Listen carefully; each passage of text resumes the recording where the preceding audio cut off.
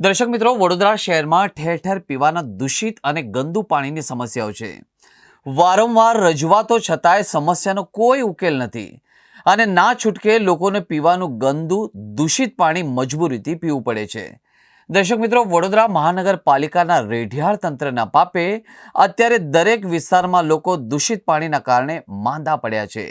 કેટલાક હોસ્પિટલમાં સારવાર હેઠળ છે, છતાંય આ વહીવટી તંત્ર સુધરવાનું નામ નથી લેતું. આજે વડોદરા શહેરના વહીવટી વોર્ડ નંબર 14ની કચેરીમાં કોંગ્રેસ દ્વારા દૂષિત પાણી મુદ્દે હલ્લાબોલ કરવામાં આવ્યો હતો અને લોકોને સ્વચ્છ સારું પાણી મળે, સમસ્યાનું નિરાકરણ આવે એવી કોંગ્રેસે રજૂઆત કરી હતી. પણ વાત અહીં અટકતી નથી. કોંગ્રેસે હવે દૂષિત પાણી મુદ્દે લોકોના પડતર પ્રશ્નો મુદ્દે આંદોલન કરવા પડશે, રસ્તા પર ઉતરવું પડશે, વિરોધ પ્રદર્શન કરવું પડશે, ત્યારે જ આ સમસ્યાનું નિરાકરણ આવશે. ખાલી રજૂઆતો કરીને કે આવેદનપત્ર આપીને સમસ્યાનો ઉકેલ આવે નહીં. દરેક ફેમિલી દીઠ ગણવા જાઓ તો આજે લાખો રૂપિયા તમે તેમની પાસેથી લો છો, જીએસટીના રૂપિયા લો છો. ફક્ત માત્ર ને માત્ર પ્રજા સારા રોડ રસ્તા, પાણી, ગટર વ્યવસ્થા માગી રહી છે. સર, સયાજીરાવ ગાયકવાડને યાદ કરવા માગી, જેણે સુંદર નગરી આપી, જેણે પાણી, ગટર અને રોડની વ્યવસ્થા કરીને આપી.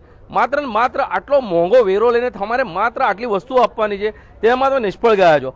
વારંવાર રજૂઆત કરો છતાં જૂના વાડી વિસ્તારમાં તમે જો 5 પોલ જે છે એ 5 પોળમાં જોડે જોડે મુસ્લિમ વિસ્તારમાં પણ દરેક જગ્યાએ પાણી ગંદુ આવે છે. પાણી ગંદુ આવીને નાના ભૂલકાઓ પાણી પીએ તો એ બીમાર થાય છે. આવનારા દિવસમાં એ ખોળખાપણ થાય છે. આજે દરેકની પરિસ્થિતિ એવી છે કે આજે આપણે વેરો લઈએ છીએ તો એને પૂરું વળતર મળવું જોઈએ. વડોદરાના લોકોએ જાગૃત થવાની જરૂર છે, કારણ કે અધિકારીઓ અને ભાજપના નેતાઓ તો જાડી ચામડીના છે.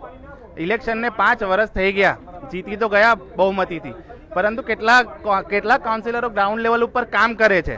આજે અમે પાણી લઈને આવ્યા છે. કોઈ પણ વોર્ડ 14ના અધિકારીની તાકાત છે, તે કોર્પોરેશનના અધિકારીની તાકાત છે કે આ પાણી પીને નહીં, એની સ્મેલ કરીને બતાડે. એટલે વોર્ડ 14માં આ પાણી પ્રજા પીવે છે અને નાના બાળકો બીમાર થઈ રહ્યા છે. તમે જોતા હશો કે આજે મંદિરોની આગળ, મસ્જિદોની આગળ ડ્રેનેજનું પાણી ભરાય છે.